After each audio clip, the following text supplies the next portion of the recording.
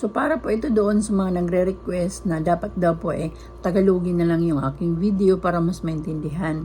Meron kasing iba na ayaw talagang pumunta ng doktor, ayaw pumunta ng ospital kasi natatakot baka malaman nila kung may sakit sila o wala.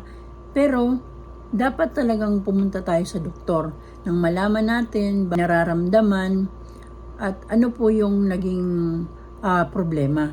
So akin kasi yung mga pinopost ko regarding po doon yun yung mga nararamdaman ko, yun yung mga na-experience ko bago ako na dialysis. Mga napapansin ka sa katawan mo na makate or mga nararamdaman, magpa-check up na po kayo. Dahil sa experience ko po, dati, ganun din ang ginawa ko. Sabi ko nga kung may mga lumalabas-labas sa katawan ko na mga kati-kati o yung mga pula-pula na akala ko rashes lang, hindi ko po yung pinapansin at sinasabi ko baka mawawala lang yung ganyan-ganyan.